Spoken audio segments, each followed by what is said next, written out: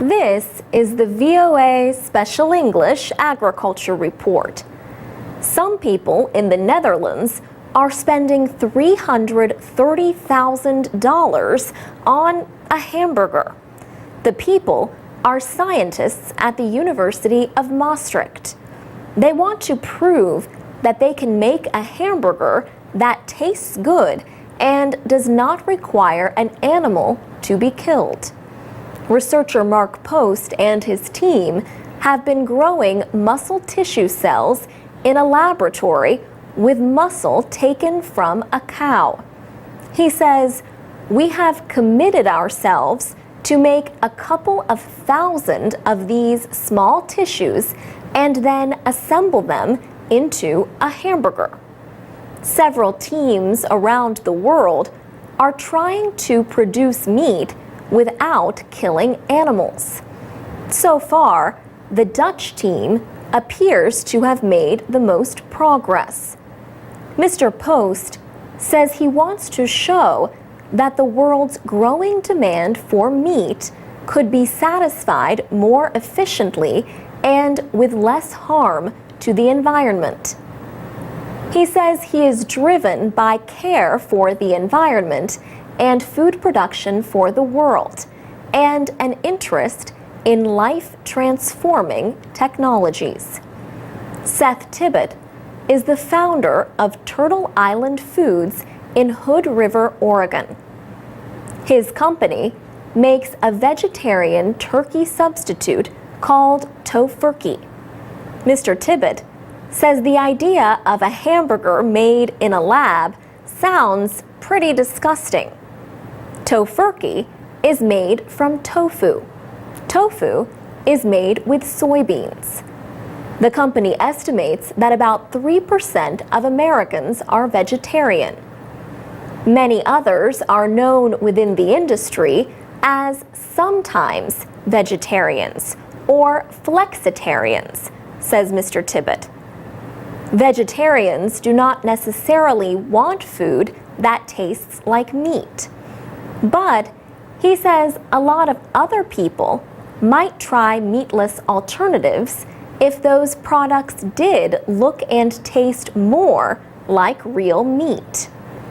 Turtle Island Foods is building a new tofurkey factory that will let the company produce 3 times as much starting next year.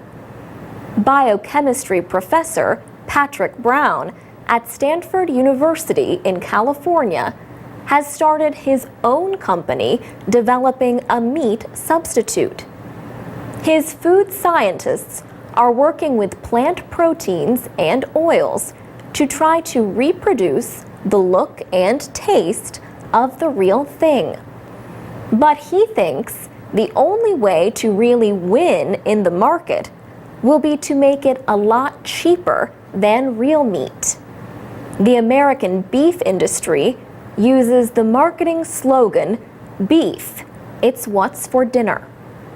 Jack Field is the director of the Washington Cattlemen's Association in Washington State. He says he is not too worried about competition from fake meat. In his words, real beef will be what's for dinner now and into the future. For VOA Special English, I'm Alex Villarreal. This is the VOA Special English Agriculture Report. Kickstarter is a website where people give money to support creative projects. It started in 2009, mostly to help artists and musicians.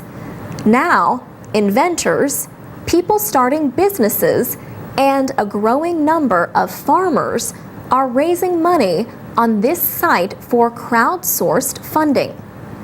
Josh Brill and Meadow Squire grow vegetables and rice in Teignmouth, a town in the northeastern state of Vermont.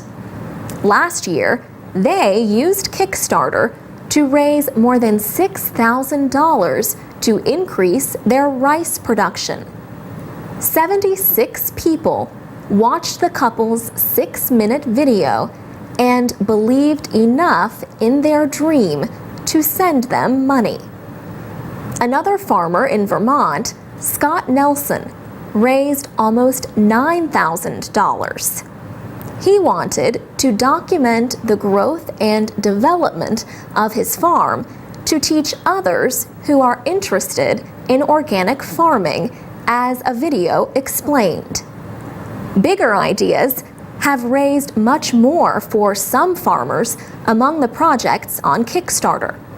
In all, on a recent day, there were 4,500 creative projects seeking money on the site. Site officials reported $3 million in weekly pledges.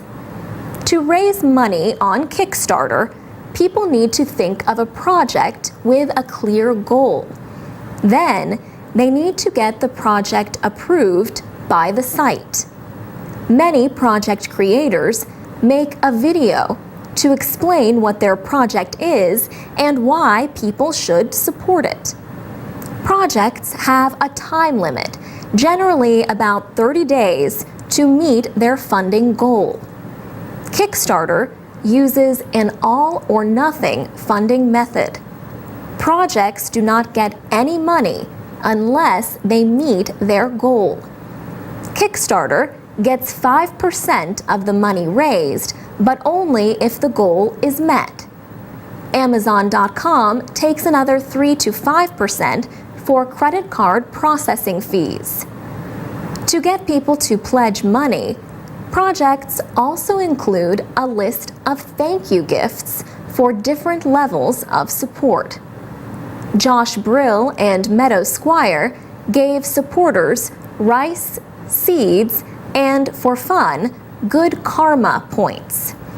They say they are happy with their experience using the site to raise money for their new rice patties. Meadow Squire calls it free advertising for them.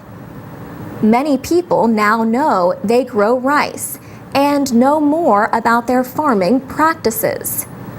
She points out that the experience would not have been the same if they had just gotten a loan from a bank.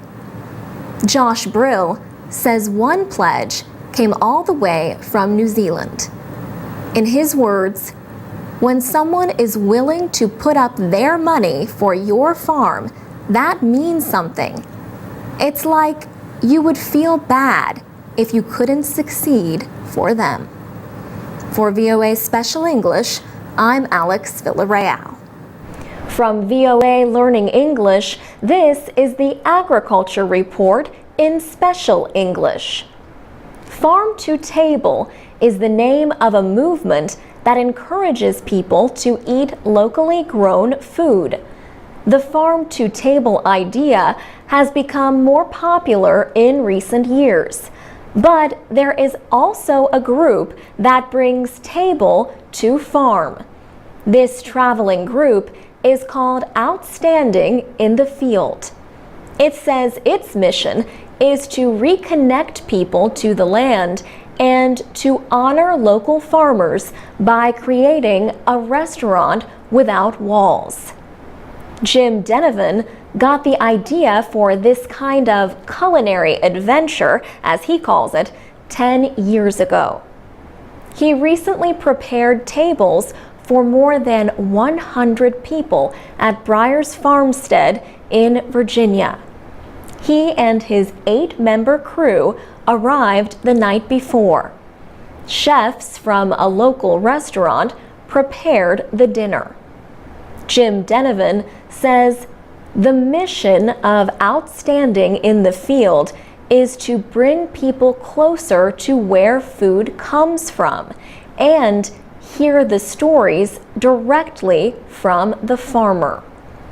Jim Denovan's brother is a farmer, and he himself is a former chef. He thought the idea of a meal served right at the farm made sense. So he traveled across the country and set up tables at farms and ranches. Guests bring their own plates to the meal, and when they arrive, the farmer shows them around. Matt Sacchini and his family operate Breyers Farmstead. He hosted the Outstanding in the Field event. He says the event connects his family with a lot of enthusiastic people. It is a great way of forming relationships for the future. He says his type of small farm business thrives on relationships. Jim Denovan and his team have served almost 13,000 people. He plans to expand the operation. He says he is planning to go to Asia, Africa, New Zealand, Australia, and South America. For VOA Learning English, I'm Alex Villarreal.